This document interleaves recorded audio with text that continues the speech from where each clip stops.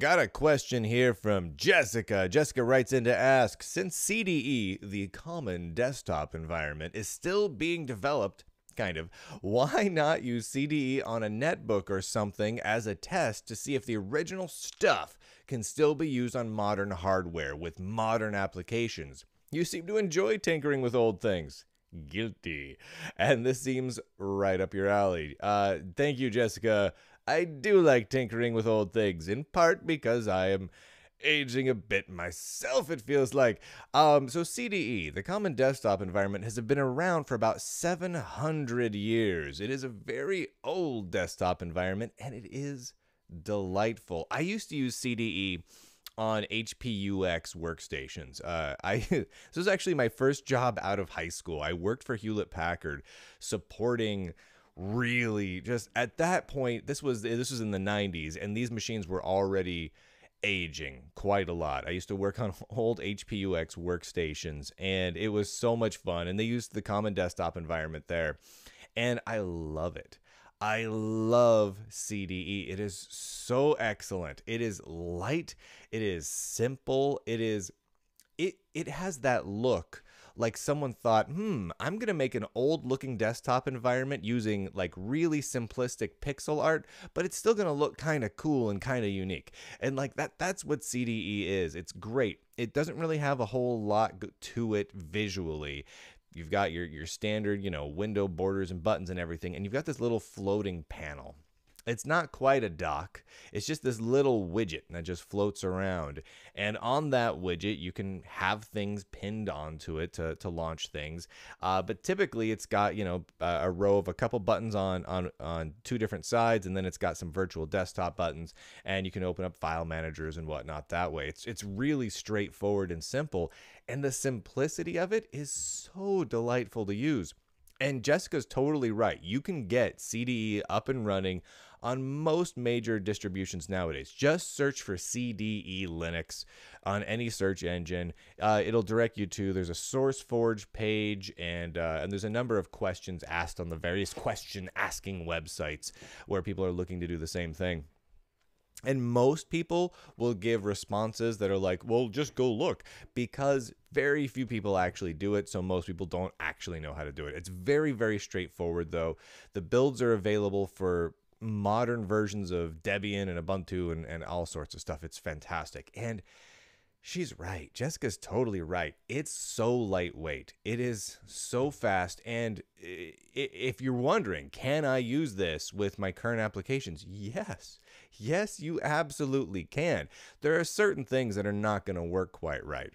Little GNOME status panel indicators, same with KDE. Those aren't going to work. You're not going to have those, but who needs those anywho's, right? But if you can do without that sort of thing, it's really nice. It's nice.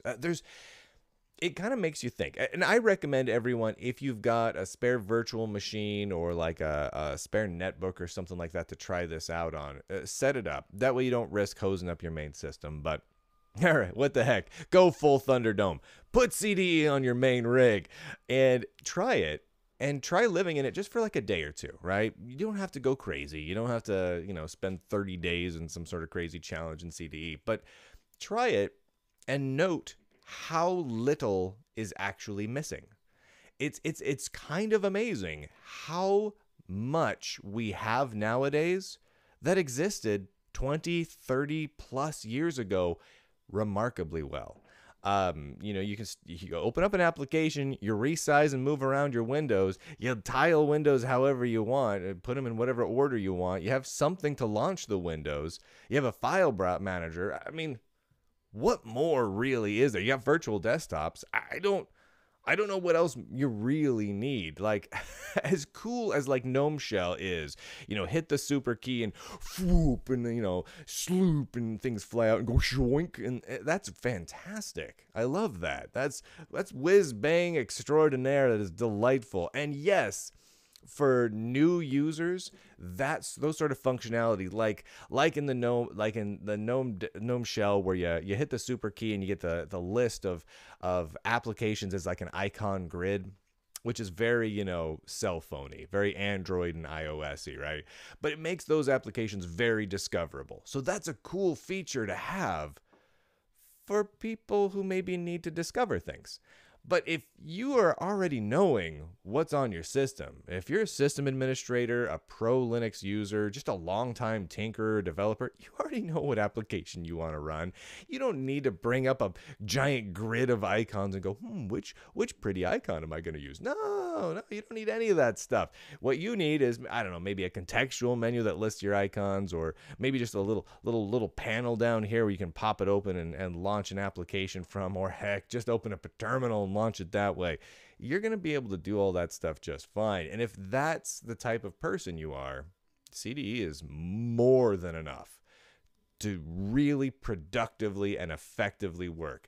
And if anyone says that, well, the productivity enhancements of modern desktops far outweigh what was available back then, try it.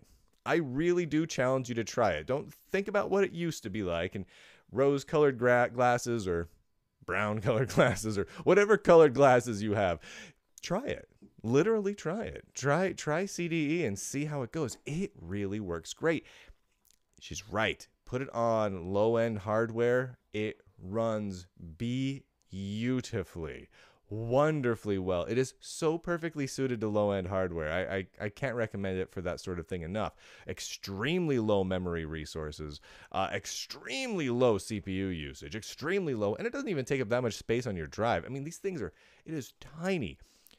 Applications, I guarantee you, this is not a joke, have two machines side by side that are identical. I've done this test. One running, say, the current version of KDE or the current version of GNOME. The other one right next to it, same distro. Use like Debian testing or something like that. The other one right next to it running CDE. Launch an application. Small application to start with. Just say like, I don't know, gedit, right? You load like gedit or gcalc or something really, or xterm. Launch a simple GUI application. Click it, launch. Hit it at the same time. Hit the enter button at the same time. It launches faster on the CDE machine. Noticeably so. Like, you don't need a stopwatch to notice it. It's impressive. And then use bigger applications like web browsers and office suites. Launches even faster on the CDE machine. There's less going on. There's less competing for your CPU time. There's less competing for your read access to your drive. Less of your RAM is being used. It is faster. If you want a faster machine, you use a lighter weight desktop environment. That's end of story. That's how that works. But that's not to say that the newer desktop environments don't have their place. I mean, I'm not using CDE on my video editing rig right here, though I have thought about it. I have thought about it a bit. I'm using current version of GNOME. Why? Because I like the whiz bang. I like the fades. I like the swoops, and I kind of got used to the workflow of it. But I could go back to CD in a heartbeat and be really, really happy. In fact, now that I'm talking about it a bunch, I'm kind of getting excited to do exactly that. It's a great question, Jessica. I really do recommend people try it out. I mean, you can go Thunderdome and put it on your main system if you want. That said, as much as CDE is, it's open nowadays because it used to be closed, but it is open. People are working on it, but not a lot. In fact, like a year or two ago, it was kind of hard to get working properly on Linux. It actually presented a little bit of a headache. Over the last year, it's gotten much easier. People have packaged it up much better, so it's not too bad. However, treat it like alpha software, even though it's tried and true and tested as can be. Once you get it set up, it works great, like full on Tony the Tiger good.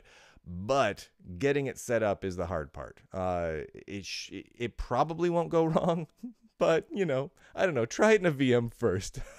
As much as I love going Thunderdome, try it in a VM first.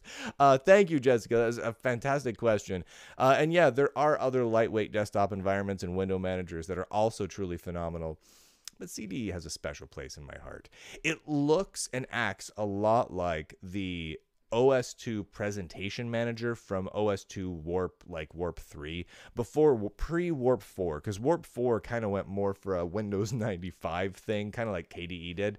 But Warp 3 had this kind of CDE style, and I love that style. It's just, I find it very just pleasing. It could just be my age, though. It could just be that I use that a bit during very formative, impressionable years, but I don't think so. I think it's pretty rad. This episode of The Lunduke Show is brought to you in part by Purism, who are making, by the way, they ship with GNOME Shell, and it's delightful on their laptops, baby. Go over to their website, puri.sm, and you shop for their freedom-loving laptops with kill switches and lots of privacy respecting features and security features that are just delightful, including little USB security keys. Truly awesome. And they've got a phone coming that, you know what? I believe it's going to ship with either GNOME Shell or KDE. I know they're working with both communities for that phone to make sure that those work great. I probably GNOME Shell. That's right, GNOME Shell by default, but they're working with everyone else as well. But I bet you could get CDE up and running on the Librem 5 phone from Purism. I bet you could.